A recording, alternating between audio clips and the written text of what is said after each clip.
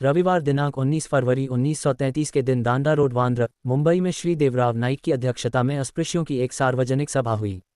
इस सभा का उद्देश्य डॉक्टर बाबा साहेब अम्बेडकर का स्वागत कर उनका सम्मान करना था। सभा में उनके कार्य को सबकी मान्यता जाहिर करने के लिए उन्हें चांदी का गुलदस्ता अर्पण किया गया। सभा में बांद्रा में रहने वाले स्त्री पुरुष सम्मिलित थे। डॉक्टर अम्बेडकर ने इस सभा में जो भाषण दिया वह दिल को छूने वाला विचार प्रेरक था। युवाओं के जरिए इधर जो लोग समाज कार्य में बाधा डाल रहे थे उनका जिक्र होना स्वाभाविक था। उन्होंने अपने भाषण में कहा, कुछ लोग थाने के बोर्डिंग के बारे में और समता सैनिक दल के बारे में अफवाहें फैलाकर समाज में फूट डालने का बुरा काम कर रहे हैं। ये लोग और कोई नहीं बल्कि हमारे ही समाज बांधव हैं। वे बुजुर्ग लोग हैं और इसीलिए हम तुम अब तक उनका सम्मान करते आए हैं। लेकिन आज उन्होंने अपना अनुभव और अपनी अकल गिरवी रख छोड़ी है। राजमान्य संभाजी गायकवाड़, रा गोविंद रामजी आड्रेकर और रा शिवराम गोपाल जाधव ने इन विभाजनकारी लोगों का नेतृत्व स्वीकार किया है। इनकी बुद्धि बढ़ती उम्र के साथ बढ़ने की जगह घटती जा रही है। अचरज की बात यह भी है कि कुछ युवक उनकी बातों में आकर अपनी शक्ति, समय और वक्तृत्व का गलत इस्तेमाल कर रहे हैं। इन युवाओं से मुझे उम्मीद है कि वे अपनी ताकत का इस्तेमाल समाज में एकता स्थापित करने के लिए करेंगे।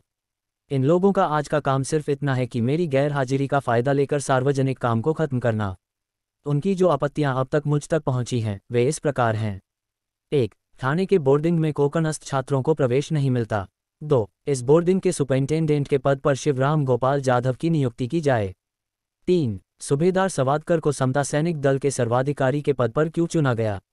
4. हमारे आंदोलन में अन्य जातियों का प्रवेश क्यों हो। कोई भी समझदार आदमी यह बात समझ सकता है कि ये बहुत ही तुच्छ, बेकार के आरोप हैं। यह स्थिति सचमुच दुर्भाग्यपूर्ण है कि किसी सार्वजनिक सभा में उनका जिक्र करना पड़ रहा है।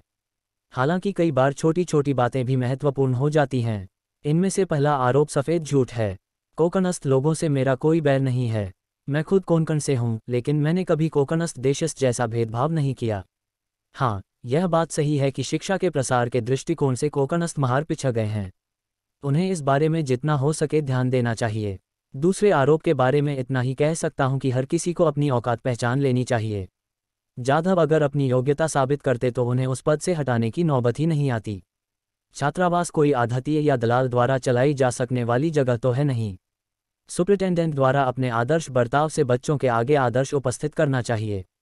छात्रों को सजा देना यही एकमात्र काम नहीं होता, लेकिन ये जिम्मेदारियां जब जाधव पूरी नहीं कर पाए तो संस्था के हित को ध्यान में रखते हुए उन्हें हटाए बगैर कोई चारा ही नहीं रहा। और इस बोर्डिंग को सरकारी मदद भी मिलती है, इसलिए संस्था अगर सही ढंग से नहीं चलाई गई तो सरकार को जवाब भी देना पड़ेगा। अब के बाद थाने और महाड के छात्रावास एक कमेटी चलाएगी और उस कमेटी के अध्यक्ष हैं सूबेदार सवादकर। तीसरा आरोप दल के बारे में है। हाँ, दल में यदि एकता नहीं हो तो उसमें अनुशासन नहीं रहेगा। चौथा आरोप यह है कि हमारे आंदोलन में ब्राह्मण, कायस्थ, भंडारी आदि जाति के लोग क्यों हों। इसका सीधा, सरल, आसान जवाब मैं देता हूं ताकि आप समझ जाएं।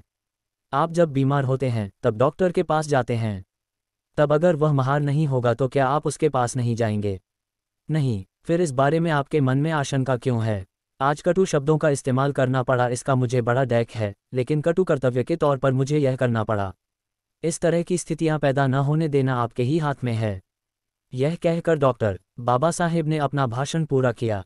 बाद में अध्यक्ष ने कार्यक्रम के समापन में कहा कि अब के बाद अगर आपको कोई अफवाहें फैलाता हुआ नजर आया तो आप उसका हाथ पकड़कर तुरंत उसे डॉक्टर बाबा साहेब अम्बेडकर के पास ले जाएं।